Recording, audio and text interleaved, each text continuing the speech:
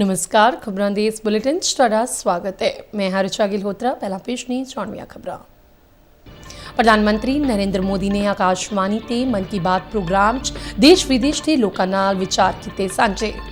उन्हां कुंभ तो लैके पुलाड़ दे खेतर च भारत दीआं प्राप्तियां दा कीता जिक्र। सफल वोटिंग प्रबंधां लई चोण कमिशन दी कीती शलाघा। देशवासियां नूं हर वार उत्साह नाल वोट पाउण दी कीती अपील।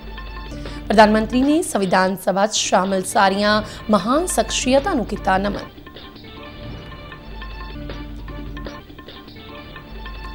केंद्रीय रक्षा मंत्री राजनाथ सिंह ने कहा है कि भारतीयता नूं समझना है तां आओ महाकुंभ।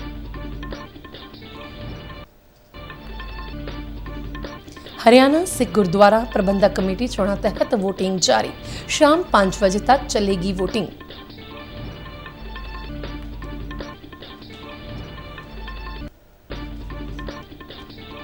नकोदर दे पिंड पंडोरी सने होरनां थावां ते लाए गए आयुष्मान आरोग्य कैंप। ते हुण खबरां विस्तार नाल।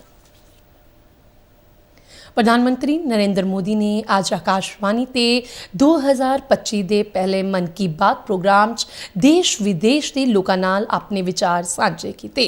प्रधानमंत्री मोदी ने कहा कि आज 2025 की पहली मन की बात हो रही है। उन्होंने दस्सिया कि हर बार मन की बात महीने के आखिरी एतवार नूं हुंदी है, पर इस बारी असीं एक हफ्ता पहला चौथे एतवार की बजाय तीसरे एतवार नूं ही मिल रहे हैं, क्योंकि अगले हफ्ते एतवार के दिन ही गणतंत्र दिवस है अते मैं सारे देशवासियों नूं गणतंत्र दिवस दीआं अगाऊं शुभकामनावां दिंदा हां। 2025 की पहली मन की बात हो रही है। मन की बात महीने के आखिरी रविवार को होती है, क्योंकि अगले सप्ताह रविवार के दिन ही गणतंत्र दिवस है। मैं सभी देशवासियों को गणतंत्र दिवस की अग्रिम शुभकामनाएं देता हूं।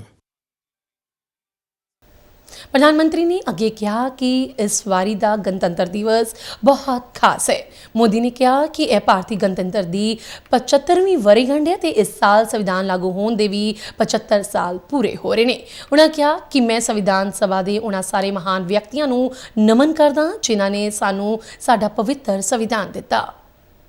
इस वर्ष संविधान लागू होने के 75 साल हो रहे हैं। मैं संविधान सभा के उन सभी महान व्यक्तित्वों को नमन करता हूं जिन्होंने हमें हमारा पवित्र संविधान दिया। उन्होंने आगे दस्सिया कि साडी एक ही इच्छा अते तांग है कि असी संसार च सुख अते शांति कायम रखण च मदद पहुंचा सकी अते संसार दे हत्थां च सच अते अहिंसा दा ओ हथियार दे सकीए जो कदे ना खुंजे, जिसने सानू अज आजादी तक पहुंचाया है।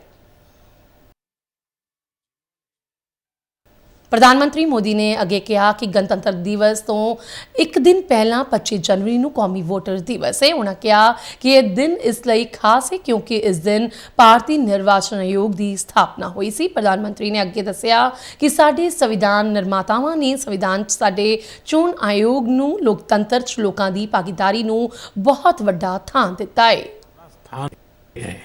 ये दिन इसलिए अहम है क्योंकि इस दिन भारतीय निर्वाचन आयोग की स्थापना हुई थी, इलेक्शन कमीशन। हमारे संविधान निर्माताओं ने संविधान में हमारे चुनाव आयोग को लोकतंत्र में लोगों की भागीदारी को बहुत बड़ा स्थान दिया है। प्रधानमंत्री ने कहा कि प्रयागराज महाकुंभ की शुरुआत हो चुकी है अते कुंभ का यह उत्सव विभिन्नता च एकता का उत्सव मनाउंदा है। प्रधानमंत्री मोदी ने कहा कि संगम की रेत ते पूरे भारत के पूरे विश्व के लोग इकट्ठे होंदे ने। प्रधानमंत्री ने कहा कि हजारां सालों तो चली आ रही इस परंपरा च किते भी कोई भेदभाव नहीं, जातिवाद नहीं अते कुंभ च गरीब अमीर सब इक्को हो जाते ने।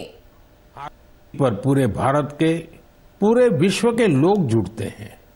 हजारों वर्षों से चली आ रही इस परंपरा में कहीं भी कोई भेदभाव नहीं, जातिवाद नहीं। इसमें भारत के दक्षिण से लोग आते हैं, भारत के पूर्व और पश्चिम से लोग आते हैं। कुंभ में गरीब अमीर सब एक हो जाते हैं।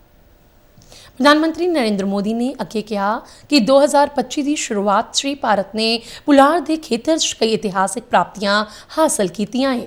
ਉਨ੍ਹਾਂ ਕਿਹਾ ਕਿ ਮੈਨੂੰ ਇਹ ਦੱਸਦੇ ਹੋਏ ਫਖਰ ਹੈ ਕਿ ਭਾਰਤੀ ਸਪੇਸ ਟੈਕ ਸਟਾਰਟਅਪ ਬੰਗਲੁਰੂ ਦੇ ਪਿਕਸਲ ਨੇ ਭਾਰਤ ਪਹਿਲਾ ਨਿੱਜੀ ਸੈਟੇਲਾਈਟ ਕੰਸਟੇਲੇਸ਼ਨ फायरफ्लाई सफलतापूर्वक लॉन्च किया है।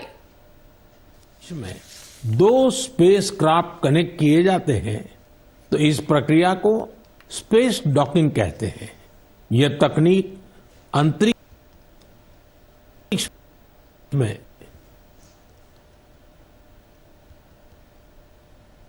ਕੇਂਦਰੀ ਰੱਖਿਆ ਮੰਤਰੀ ਰਾਜਨਾਥ ਸਿੰਘ ਨੇ ਕਿਹਾ ਕਿ ਜੇਕਰ ਕੋਈ ਭਾਰਤ ਅਤੇ ਭਾਰਤੀਅਤਾ ਨੂੰ ਸਮਝਣਾ ਚਾਹੁੰਦਾ ਹੈ ਤਾਂ ਆ ਕੇ ਮਹਾਕੁੰਭ ਦੇਖਣ। ਇਹ ਭਾਰਤੀਅਤਾ ਦਾ ਅਧਿਆਤਮਿਕ ਅਤੇ ਸੱਭਿਆਚਾਰਕ ਤਿਉਹਾਰ ਹੈ। ਇਸ ਨੂੰ ਪੰਥ, ਫਿਰਕੇ ਜਾਂ ਧਰਮ ਨਾਲ ਜੋੜ ਕੇ ਨਹੀਂ ਦੇਖਿਆ ਜਾਣਾ ਚਾਹੀਦਾ। ਰੱਖਿਆ ਮੰਤਰੀ ਆਪਣੇ ਪਹਿਲਾਂ ਤੋਂ ਤੈਅ ਪ੍ਰੋਗਰਾਮ ਅਨੁਸਾਰ ਬਮਰੋਲੀ ਹਵਾਈ ਅੱਡੇ ਤੋਂ ਹੈਲੀਕਾਪਟਰ ਰਾਹੀਂ ਡੀਪੀਐਸ ਗਰਾਊਂਡ ਨੈਣੀ ਪਹੁੰਚੇ। ਨੈਣੀ ਦੇ ਅਰੇਲ ਘਾਟ ਤੋਂ ਜੈਟੀ ਰਾਹੀਂ ਸੰਗਮ ਪਹੁੰਚੇ ਅਤੇ ਇਸ਼ਨਾਨ ਕੀਤਾ।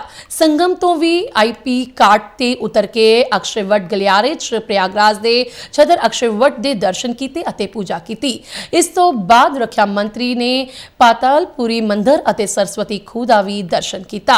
ਮੰਦਿਰ ਦੇ ਪੁਜਾਰੀ ਦਾ ਹਾਲਚਾਲ ਪੁੱਛਿਆ ਅਤੇ ਮਹਾਕੁੰਭ ਲਈ ਕੀਤੇ ਗਏ ਪ੍ਰਬੰਧਾਂ ਬਾਰੇ ਵੀ ਪੁੱਛਿਆ।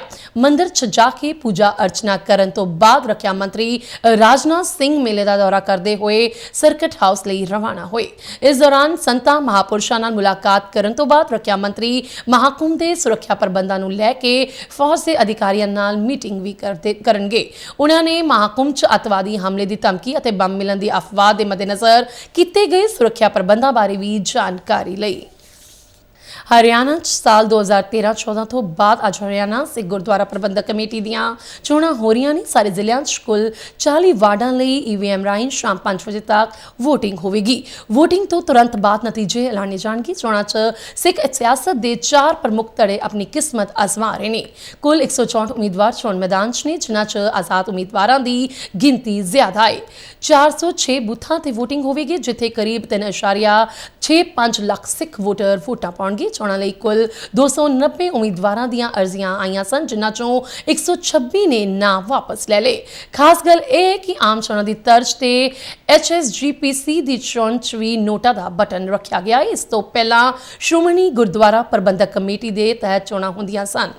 चोणां च 4 प्रमुख सिख आगुआं बलजीत सिंह दादूवाल, जगजीत सिंह चिंडा, बलदेव सिंह कायमपुरी ते दिदार सिंह नलवी दे धड़ियां दी साख दाते है। आयुष्मान भारत योजना के तहत primary health centre block Mahatpur के अधीन ਵੱਖ-ਵੱਖ पिंडों से नकोदर के पिंड पंडोरी आयुष्मान आरोग्य कैंप लगाए गए, जिसका मुख्य उद्देश्य लोगों को बेहतर सेहत सेवावां मुहैया करवाना है। कैंपां मुफ्त हेल्थ जांच, BP शुगर, HB टेस्ट आदि सेवावां शामिल सन। लोगों को TB जागरूकता मुहिम बारे भी दिशा निर्देश दिए गए। उन्होंने समय सिर जांच लई नेड़ले सरकारी हस्पतालों मुफ्त एक्सरे सेवावां की उपलब्धता बारे जानकारी दी गई। सिविल सर्जन डॉक्टर गुरमीत लाल के दिशा निर्देश सीनियर मैडिकल अधिकारी डॉक्टर महेश प्रभाकर की अगवाई हेठ कैंप नूं शानदार सफलता मिली। इस इवेंट की विशेष प्लानिंग और प्रबंधन ब्लॉक एक्सटेंशन एजुकेट हिमालय प्रकाश ने की। समूह कम्यूनिटी हेल्थ अफसरां और ANM ने इस नूं सफल बनाउण लई महत्वपूर्ण योगदान पाया। खबरां दा बुलेटिन सारे दर्शक RNU DD के जलंधर के YouTube चैनल, फेसबुक पेज और सोशल मीडिया प्लेटफॉर्म X ते भी देख सकते हैं। बुलेटिन के आखिर में छोड़ियां खबरां एक बार फिर तो। प्रधानमंत्री नरेंद्र मोदी ने आकाशवाणी ते मन की बात प्रोग्राम देश विदेश के लोगों नाल विचार किए सांझे। उन्हां कुंभ तो लैके पुलाड़ के खेतर च भारत दीआं प्राप्तियां दा किता जिक्र। सफल वोटिंग प्रबंधां लई चोण कमिशन दी कीती शलाघा। देशवासियों नूं हर वार उत्साह नाल वोट पाउण दी कीती अपील।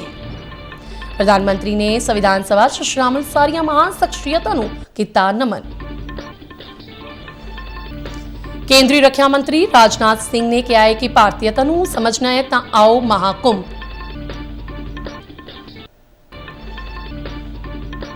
हरियाणा सिख गुरुद्वारा प्रबंधक कमेटी चोणां तहत वोटिंग जारी। शाम 5 बजे तक चलेगी वोटिंग।